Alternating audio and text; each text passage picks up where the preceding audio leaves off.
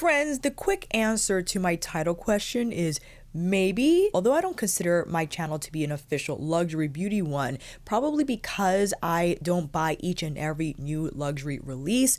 They are a ton of luxury brands that I know of. I just feel I'm not as well versed and mainly take interest in the products that I find the most intriguing to me. And for example, we are covering Hermes, Prada Beauty, and a little bit of Gucci, and of course YSL that I fell in love with end of last year, and even more so when they released their powder blush singles. And I just had to share my recent purchases from Nordstrom because man, oh man, when I started my YouTube channel, I dabbled both in drugstore, mid-tier, high-end, and luxury. I kind of dipped my toes in each pond, and then I found myself buying more high-end and luxury over time and stopped buying drugstore and even mid-tier makeup. I think it's because even though the drugstore mid-tier is not as expensive, I felt that the missing component was the packaging, the textures, the color science. And I'm not saying that luxury beauty nails all those each and every time, right? Like, you can find your perfect foundation shade in a drugstore brand 100%. But from what I have purchased so far and from remembering my experiences with drugstore makeup, there's just something more refined, in my opinion, with the textures, the colors. My makeup that I have everything on now for this look, I feel like a goddess. I don't know what it is. The tones, the combinations, the textures, and you're like, Elisa, you most certainly can achieve this look with drugstore makeup, 100%. And if I were to use a drugstore or mid-tier products to achieve this look, side-by-side photos, you probably won't be able to tell. And yes, that's true. But I know just based off the application, the finish, the end result is just extraordinary. So I wanted to go in order of complexion and how I apply my makeup, right? So we had to prep the skin with some CeraVe that I squeezed into this mini Lala Retro Cream jar. And I wanted to try the Gucci primer. I had the pleasure of also visiting the Gucci counter at Nordstrom, and Susie there was kind enough to make a sample for me. I think she wrote blurring primer on the jar, which is glass, by the way. I think it's the Silk Priming Serum. It retails for $60. The official name is Hydrating Silk Priming Serum and is formulated to leave behind a luminous finish, visibly evens tone, and visibly plumps skin while creating a soft glow effect. It feels very wet and it's super liquidy, but I do detect that blurring effect when I apply it on my skin, even though I applied it on top of my CeraVe moisturizing cream. And believe it or not, out of all the luxury beauty scents that I was exposed to, Gucci might have to be my favorite. It's a little flowery but not overwhelming. It's not super sweet either. I actually prefer it over the Hermes scent profile. More so, I like it more than the Dior. And Prada, surprisingly, and we'll get to the Prada in a minute, it doesn't have a strong scent. That is, I think, the most subtle and low-key fragrance out of all the luxury beauty products that I have applied so far. But if I had to pick my favorite, it is the Prada one because it's not as potent as the others. But the Gucci fragrance, I don't mind. Actually feels really soft on the skin, and I'm not entirely sure if I would commit to buying a primer, a $60 primer, but I do enjoy the texture and how it felt on my skin. So there's that, and I have quite a bit to finish with the sample Susie gave me. Now let's get into this foundation. I mentioned it first in my luxury haul live that you could check out. I can link that video down below and up here the card above. The Reveal Skin Optimizing Refillable Soft Matte Foundation. When I tried this for the first time last year, I have MN60. I was unsure. I felt that the shade was dull because it is a neutral shade. The exact description is medium skin with neutral undertones, right, as indicated by MN60. And at first I was unsure of the texture. It's lightweight, it's not super liquidy, and it does have that blurring effect. I just wasn't sure about the shade because with neutral foundations, on me, I am a neutral undertone, but if I apply too much, it could appear dull. And there was one time I think I overdid it with the application, and when I saw myself, I detected that my complexion didn't have like that boost, didn't have that like that vitality that I can see from other foundations in my collection. But for some reason, recently when I tried it again, I just bought the refill, by the way, because when I was at the Prada Beauty counter, Cynthia, the associate there, had to open a new bottle because there wasn't a sample available on the display, and I felt terrible that she had to open a fresh bottle. So I'm like, just throw it in the basket, Cynthia, it's okay. I know that shouldn't be an incentive to buy a $55 refill, but here we are. And one of you had mentioned during my live that just having the refill bottle, which is made out of glass, by the way, so I have to be ultra careful, can survive without the plastic vial. I was worried because the pump didn't have a cover or cap, so the exposure I thought would impact the foundation in some way, but she said it was fine. So I'm going to follow her lead and not buy an extra bottle or ask Cynthia for one, because the refill by itself is $55. The refill and the actual bottle, or the holder for the foundation, is $70. So if you don't think you need the whole shebang with like the Prada bottle, then just spend the $55. But what I adore about this texture is just how fluid it is on the skin. And the Prada Beauty line very much is skincare heavy. It does has SPF 17, but something I'm not concerned with when it comes to SPF being in my makeup, because I don't apply it for that reason. I just enjoy that soft velvety texture, and it has an emollients to it. I can't quite classify the characteristic of the Prada foundation. It's not like anything I have in my collection. If I may, I would compare it to the Suqqu foundation, the liquid. It has a similar texture, although the critique for the Suqqu foundation, the liquid form, is that it doesn't actually set, whereas the Prada foundation sets better, right? Sets down to more, I would say, more of a demi-matte on me. But you have to ensure that you don't overdo it and capitalize on the fact that it is fluid in its texture, and a little goes a long way. I did one pump for one side just so you could see the difference here between one side of the Prada and the other side with just my skin. This is one of the deadest on matches I've ever tried and ever have owned. And neutral is hard. Neutral is hard for my skin tone, and to have the right undertone, my goodness. While I understand that MN60 can look dull if I apply it too much, but I think I've mastered or found the dial notches, if you will, for the right amount. Again, a pump for my entire face is great.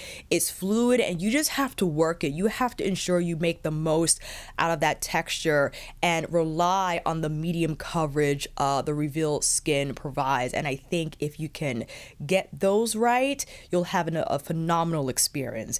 Now, of course, I wanted to try the Gucci foundation that, again, Susie was kind enough to make samples of, except she gave me two, which I thought interesting. She gave me 305N and 310N. And the reason the texture looks dry here on the swatches is because the little glass bottles were leaking like crazy.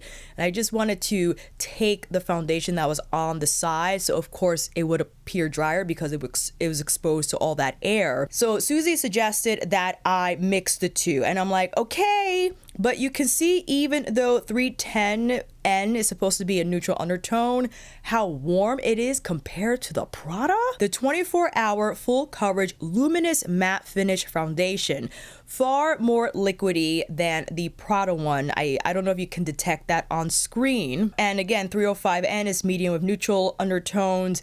The next shade up, this is probably why she gave me both, is 310. So it's 305 to 310, where 310 would have been a little too warm on its own. So I mixed the two together, and she actually suggested that I mix it with the Silky primer because it is a matte finish. If you left it alone, like if you wanted those dotters that dot first and then go into the blend, you might be unsuccessful because it sets rather quickly and it can leave behind a dry texture on the skin. So I just went in with my fingers, and I have to say, I like the Gucci foundation too. Even though I have to cocktail both and it's not practical for me to buy two shades of the Gucci foundation, I did detect that it is more liquidy than the Prada Reveal. I consider them both to be matte.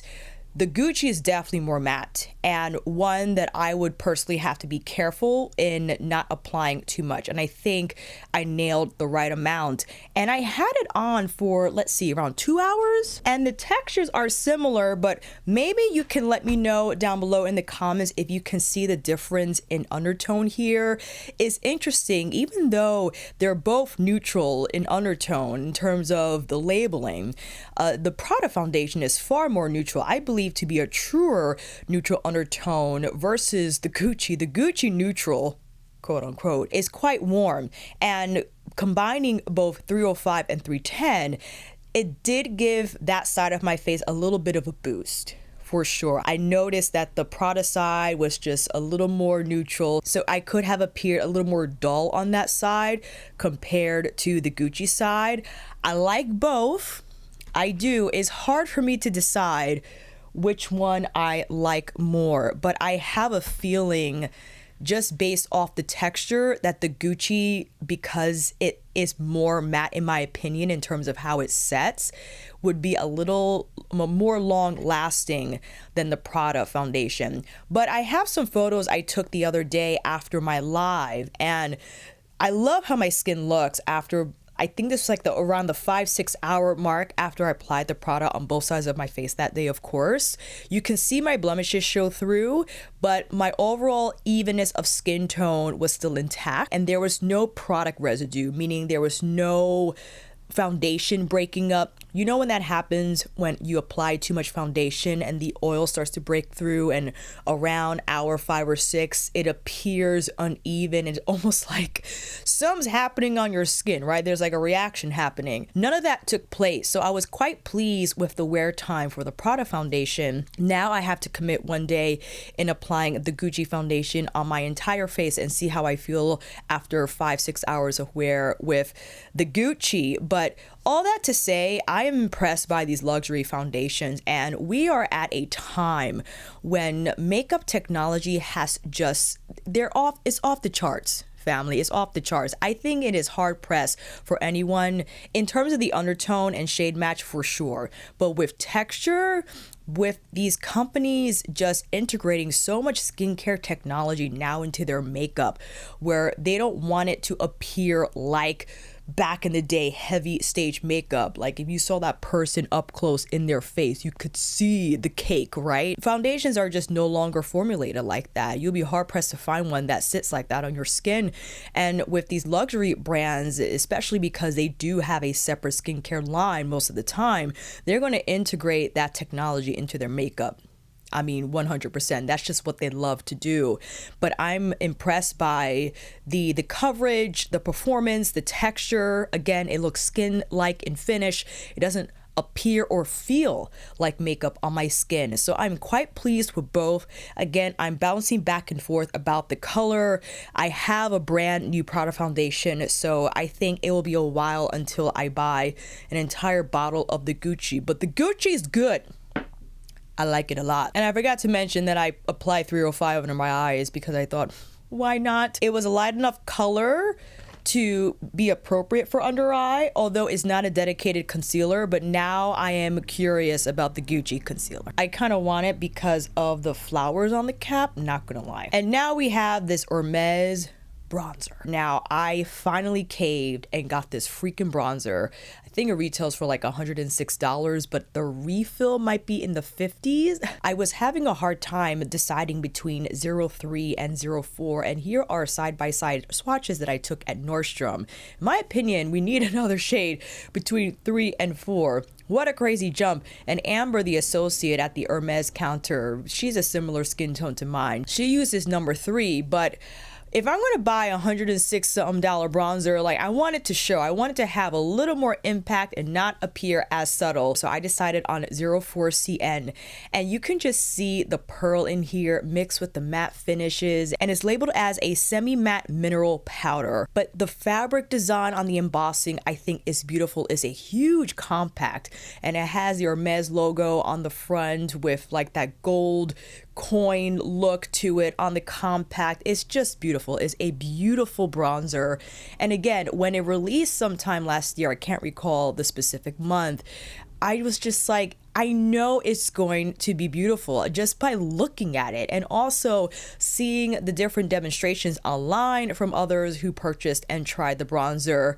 I was like, I'm just holding back because I know I'm going to be in so much trouble when Hermes releases anything else from the cheek category. So I finally caved, and you can see from the swatch, just the texture itself is lightweight. It's silky, it's smooth, and because it is a luxury beauty product, not all luxury beauty products have fragrance. I'm surprised actually the YSL blushes and eyeshadows don't have fragrance, and the bronzer as well, but the Hermes powders do, and as soon as you open the compact, you will smell it. It makes its presence known. The good news is, however, that it does not linger, so while I smell it when opening the compact and applying the bronzer on my skin here, fortunately, it doesn't feel suffocating and it doesn't make me sneeze. Now, I might not report the same thing during allergy season, so I might have to take a break from the Hermes bronzer and use my YSL for a bit, but all that to say, now it's not as irritating.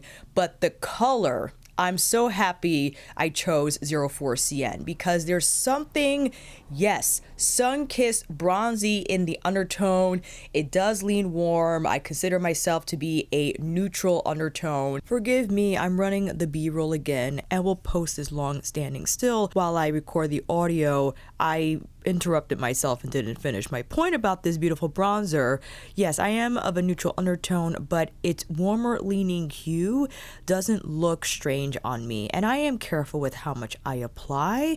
And yes, 03 Sahara could have been a great match too, but I found the more burnt orange undertone of 04 to be more appealing, especially because I had planned to pair it with the Rose Silky blush, which we'll get into next. But yes, love this bronzer, no buyer's remorse here, and boy am I in trouble because I kind of won number 3 too. Okay, moving on. Before we get into the rose shade, because I know you're dying to see it, I also purchased the Gucci Glow and Care Shine lipstick.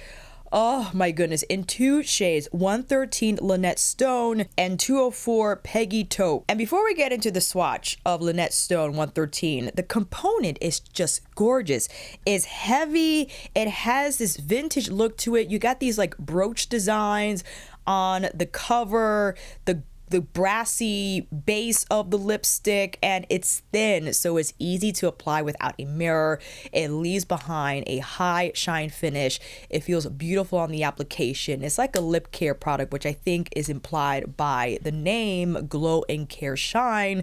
And although the shine might not be long lasting, it does dry down to be more of like a semi-matte, like a semi-shine, if you will, but the silkiness is still there. It feels more like a balm, maybe after like half an hour or so, I guess, and half an hour to an hour maybe. I don't care, because Linnet Stone is just a beautiful shade, and the actual shade here you can see on the swatch is described to be a brownie nude. And you know how I'm a sucker for shiny brown nudes, family. I had to have this lipstick, and my goodness, it just looks beautiful here with the Hermes bronzer. And the one shade I thought about immediately was Suqqu's Moisture Glaze in 01. This is more of like a pinky beige, where Linnet Stone is more of a neutral beige. I actually prefer this over the Suqqu. I love the Suqqu. They're both great, but if I had to choose, it will be the more neutral leaning beige, and it's just a great everyday shade that I could throw on that you know I can match up with Isamaya's Liberica lip liner, which is that medium taupe, or even Lisa's Shape and Sculpt lipsticks in 1N or 2N. Like, you can't go wrong with that shade, and I'm so happy that I have it. But I just love the lipstick component. I love Gucci lipsticks in general. Ever since I tried their satin lipstick years ago, specifically in Penny Beige, which I don't know, officially it discontinued. Susie had to call her associate friend over at Saks or text them because customer came looking for Penny Beige, and apparently it's been out of stock for months. I don't even see it listed on the Sephora product page anymore. So I'm like, how can they get rid of Penny Beige? Is that true? Let me know down below. Now with the Hermes number 10 Rose, I'm not saying the second part of it because I keep pronouncing it incorrectly. It's spelled like this with the accents. I just don't know how it sounds phonetically. I'm sorry. But this shade, my goodness, is in heavy pursuit by many, and it takes on the same compact size as the bronzer. It's very expensive, it's limited edition, and labeled as a silky iridescent powder that you probably detect from the pearl here with those close-ups. I'm so happy that I captured these with the sun hitting the powder, because only then I feel you can appreciate just the majesty of Hermes powders when they're fresh out of the box. If you have these powders, you know what I'm talking about, family. And it does have more pearl in here than the bronzer does, and I was weary because pearl can accentuate texture, but my goodness, I don't know if it's the formulation or Hermes got the pearl content right in formulating this powder. I slapped this on my cheeks and it is immediate sun-kissed. It is like the perfect amount of pink coral haze flush on my cheeks. But because of that pearl, it leaves behind the perfect sheen on the low part of my cheek as well as some on my cheekbone here. And how it combines with 04 Sienne is like, this is my ultimate blush combo. Okay, and I got a lot of blush in my collection. That's why I have to stop myself from buying so much. But if I had to choose my one and done bronzer blush combination for the rest of the season, like I'm talking about through September, so 2 seasons, it would be this bronzer and blush combination. I could just hit this up with either the Gucci or the Prada Foundation, throw on some brows, maybe throw on the Prada mascara, Pradascope, we'll get there in a minute. Call it a day. Oh, excuse me, Glow and Care, any of those, the Suqqu Moisture Glaze, that is my face. This is my go-to combination for cheek and complexion. If I had to make one choice in terms of the color sphere of things and the finish on my face, this is it right here. It's just one of my most favorite combinations. And I underestimated the Hermes rose powder, because when I first swatched it, I thought it was just gonna look like a highlighter on me, that it wouldn't have a strong blush effect. But when I applied this powder on my face, I applied it in store. Amber was nice enough to provide me a fresh, clean brush. I slapped it on and I said, "Excuse me, why are you so beautiful, Mr. 10? It was insane. I had such low expectations, and shame on me, because when I applied it even on my bare skin, the effect it had on my bare skin blemished complexion was enormous. It picked it up, it gave me flush. It felt like I felt better about myself that I had this blush on, and it's different from the Hermes Silky Powder Matte Blushes. Yes, I have 4. This is in 23, the Rose blush shade. This is more like a light coral. What else do I have? I have 19 Rose Apricot, which is like a desaturated, as the name implies, apricot shade. You want to see more? I know you do. I have the Rose Plume, and the Rose Tan. I think this is the Plume shade. Yeah, that's really pretty. This actually reminds me of Baby Doll. And Rose Tan, which kind of leads me to not get the Gucci Rose Beige, because I think that might be a little too cool tone. But the Rose Tan is just gorgeous. You want to see some on? Why not? And as you saw, the Hermes blushes come in refill pans. So you could buy just the one compact, and you could keep the refills in here, and they each come with a little pin that you could use to push the pan out of the compact. But the Rose Tan shade is one of my favorites, and it doesn't have shine like the Silky powder does. It's just like that easy to go subdued blush effect on my skin. But I wanted to show those swatches quickly because I don't think I ever have on my channel. If I did, I don't remember, so I'm so sorry. And we finally arrived. The new Prada eyeshadows that have actually an official name. This is a new release that I saw briefly and then it disappeared. I thought these eyeshadow palettes were still in Italy. But then when I saw the counter at Prada Beauty, I was like, what are those? They had the new palettes and I bought 2. I bought 08 Pansy and 09 Primula. There's also 07, which is like a lighter, pinkier taupe curation, which I want to, but I know it's just not going to be as flattering as 08 or 09. And you can see here in the footage just the texture of these powders. They just look sublime, and with that pearl finish in the powder, the duochromes, how they appear, oh my goodness, these are my shades. This is my wheelhouse of eyeshadows that I love to apply on my eyes. And also cheeks. I didn't demo that here because I already have the Hermes on my cheeks, but you could see that demo in shorts that I already filmed where I apply the eyeshadows on my cheeks, because those colors fare beautifully on my complexion, and the texture, they're just so smooth. And with Prada eyeshadows, different from their release last year where they showcased like that one vibrant shade with a high shine metallic and two, I think it was a hyper matte and like more of a satin finish matte. These generally, there's a matte in there, but they're mostly like satin overall, with the exception of the duochrome, of course. And the textures are just phenomenal. You can see from the swatches how smooth and soft and just creamy they look, and that's exactly how they perform on the eyes. And I had to go in with 08 first Pansy with this just perfect warm brown. It's like a peachy brown. I would classify this as more peachy brown, but applying it all over the lid as I did here is so easygoing. It's the right amount of haze that I love for daily smoke. If I did want to apply shadow, but I didn't want it to appear or warrant more makeup, I thought it just paired well with what I had going on with the Hermes powders. And then I followed up with the rosier shade on the edges of that peachy brown. I had to slap on this duochrome, which I understand. We've seen this duochrome finish. It's I think it's the teal flip with like a warm base. Like, I forgot what the base color is.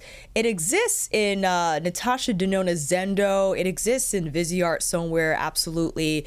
But it's effortless all over the lid. I topped it over that peachy brown satin, and I just love the effect it gives. I could have applied this also on my inner corner, but I decided to go in with that soft pastel pink that has a little more sheen, or maybe the same amount. It has more of like a softer iridescent effect on my eyes, and that's what I applied here, on my inner corner, and I just left it as is. I could have followed up with Pat McGrath's Black Coffee for a little more definition, but 09 Primula. Oh my, I know I've seen them before. There's something with the design of the Prada eyeshadows that, again, take on the Prada logo with the triangles and how they're arranged in one compact. It's just stunning to see.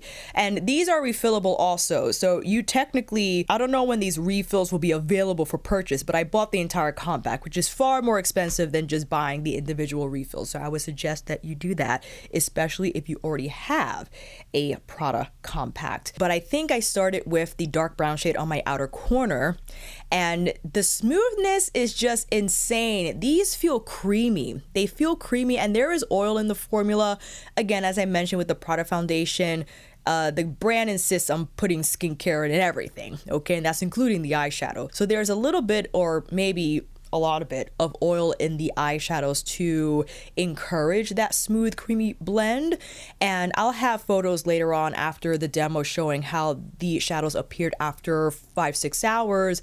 They looked intact, but they will break down faster than a drier shadow will, I should say. And that's just something to keep in mind. That is a trade-off if you want that smoother blend or that more skin-like finish on the lids that I think is texture friendly, especially on lids that tend to look drier and look textured depending on the shadow you apply. The product texture is forgiving on a number of different lid types. But to continue here, I applied that light caramel brown on the edges of the darker brown. I followed up with that beautiful terracotta shade on my entire lid, and I just love the gradient effect this created. Now with the duochrome, which is Max Club, is the classic maroon turquoise flip that we've seen before. I just love that it's in here because it's smoky and I think pairs well with the neutral browns in the rest of the palette. And I applied that as an inner corner highlight, but I wouldn't say highlight because I think it's a little too dark for my skin tone to be seen as a highlight. It's more so, I guess, a special effect on my inner corner, if you will. I could have applied that also on my lid, but I wanted to take on this technique just to better showcase the satin colors on my lid and outer crease. And what can I say? I'll be happy just taking this one palette along. Like, I have a trip coming up next week, and I could just bring this one compact and use those shadows on my cheeks. And that's it. I don't have to bring a separate blush or bronzer, although I will because I just love the Hermes so much. But if I really had to tighten up the packing and edit it down, I would just need this eyeshadow palette because the way these shadows apply on my cheeks and the blush effect it leaves behind is phenomenal. Now with this mascara, it's been a long time since I purchased a luxury beauty mascara. I've said it several times on my channel where I think it's dumb. I think I said that word exactly. To spend so much money on a product that only lasts 3 months. Yes, it is. But I bought this mascara anyway because when I heard that at the time of visiting that the week prior, Cynthia had 100 units and she was just down to 2. The FOMO that emerged at that moment was insane. So I had to buy mascara, and what's unique about this particular product is the spoolie. It's like a brush, a literal brush. It only has the bristles on one side, and it makes it oddly satisfying to apply. It says here, Prada Beauty's Pradascope offers buildable volume and definition. Its microfilm formula is infused with a hyaluronic acid complex for fuller and healthier lashes, while a lift and grip brush ensures each lash gets coated from root to tip.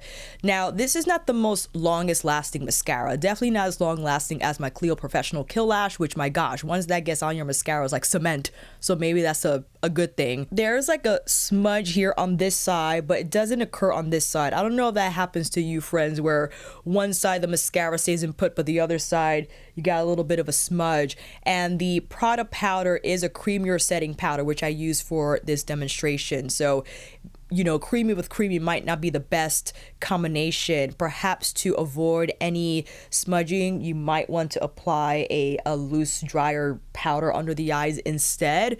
But man, I was actually surprised with how my lashes turned out. Now I have to curl mine, so that's what I did before going in with Pradascope. And again, I love applying this mascara because it feels like I am brushing through my lashes instead of combing through them as I would have with a typically designed spoolie. There's grip, there's like a little bit of traction and resistance that I feel ensures the mascara product is being evenly distributed from root to tip in a way that, yes, lifts my lashes, darkens them, and they don't feel super hard. There's a little bit of flexibility to them. And I went in with 2 coats, but you see the side by side where I had mascara on one eye and not on the other. Not too bad. Not too bad. I like the Prada mascara. Can't believe I'm saying this. It's a $40 mascara. The tube is beautiful. I don't know if you noticed that it has like this textured kind of design on it, and the spoolie again, it's just fun to use. I rather use that brush of a spoolie. That, I'm sorry if I didn't push it towards the lens close enough, but the brush almost has like a dip. So the spoolie half brush design just hugs the curl of your lashes. So it kind of like wraps around from in and out. And that's why I feel the spoolie is successful in evenly distributed the product without it looking goopy and feeling heavy on the lashes. That's what I found to be unique about this experience. And again, I have a little bit of a smudge here, but it's not so bad that I can't just do this with my finger and wipe it away. And again, it only happened on this side and not this side.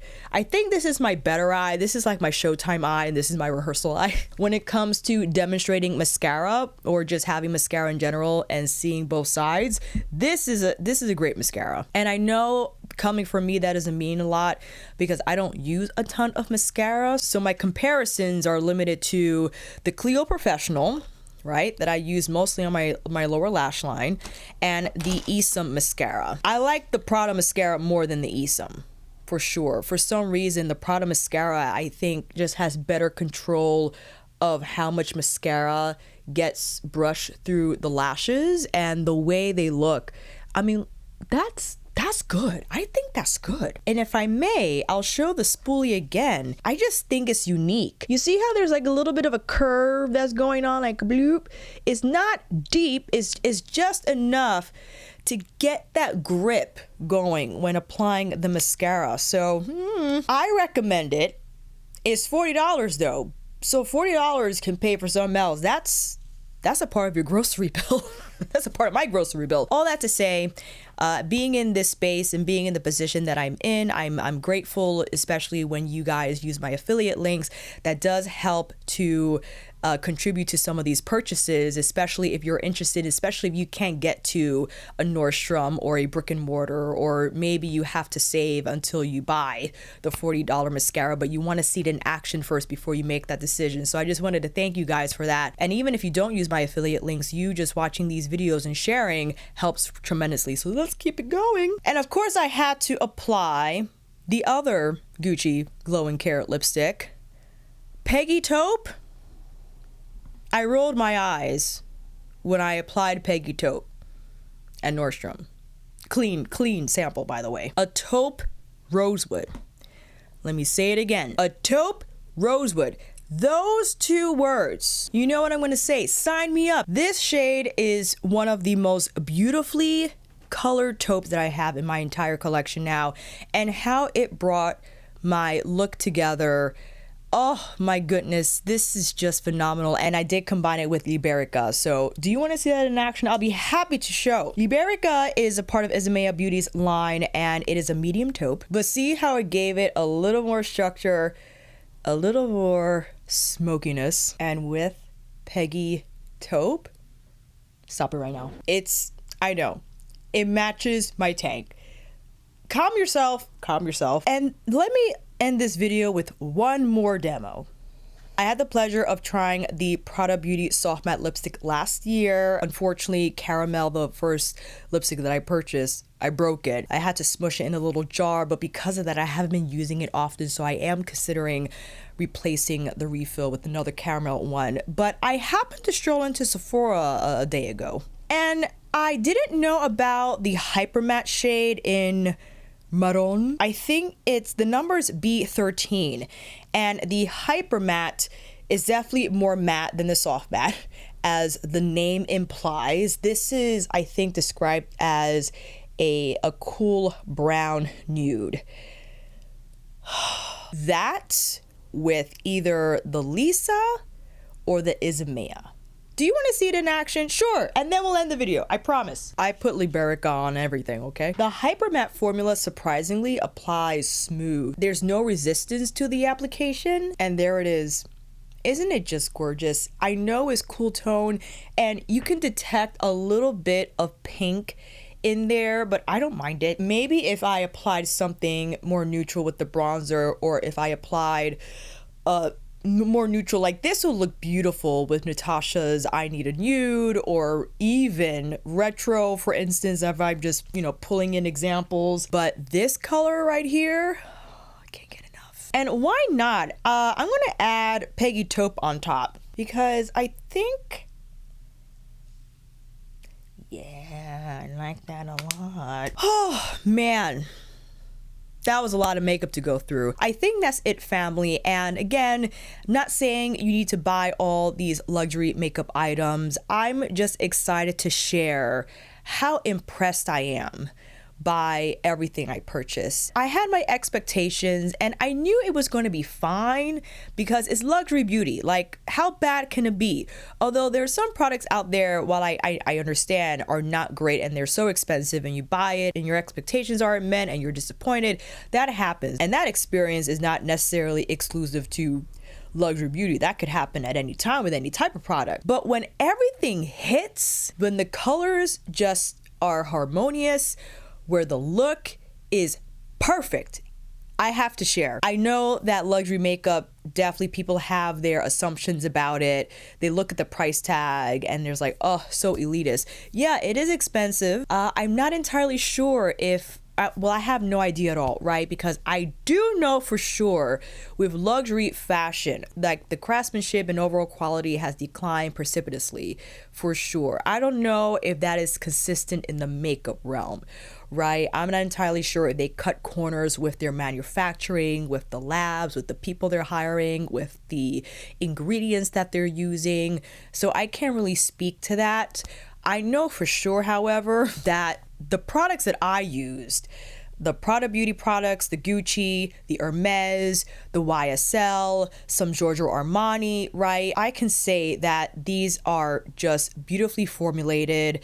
The matches for the foundation, the Prada Foundation is insane. And I'm not saying you have to go to Prada to get your skin match. This just happens to be one of my best matches because I'm neutral. And neutral is hard to nail sometimes, especially when you're trying to get neutral and the right coloring at the same time. MN60, if you're my shade twin, like direct shade twin, you have to try MN60.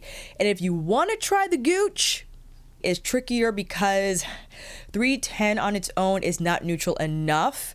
I will have to mix it, and I could mix it. I'm looking at my others. If I insisted on buying the Gucci foundation, I wouldn't buy 305. I would just buy 310N and mix it with like my Lisa skin tint, something like that. I know I'm interfering with the formula and its finish and how it performs solo, but if I insisted on buying a bottle, that's what I would have to do to ensure its success in my makeup collection. So there's that. The Prada Dimensions durable multi-effect eyeshadow refills. What can I say? They're beautiful. And the mascara, everything.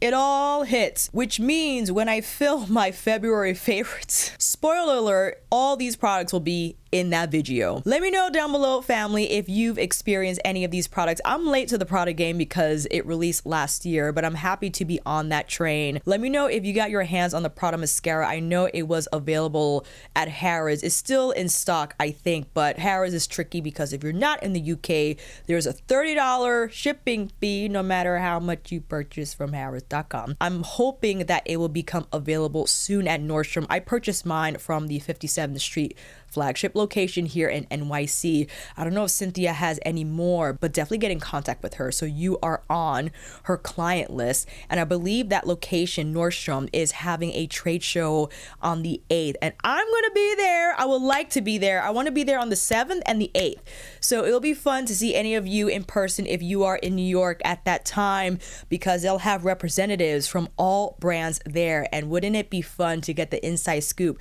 with these products and just learn more about them, you know? But more importantly, if you made it this far, my goodness, make sure you like this video, as it helps me tremendously in telling YouTube that I am worth watching and worth continuing to watch. And consider subscribing. It is completely free. All you need to do is click that red button down below and make sure you click the thumbs up. And if you want to check out the newly released Natasha Denona Bloom palette, make sure you check out my first impressions, where I do swatches, 4 looks, and compare it to Byredo's Remembrance, of course. You could click that video here.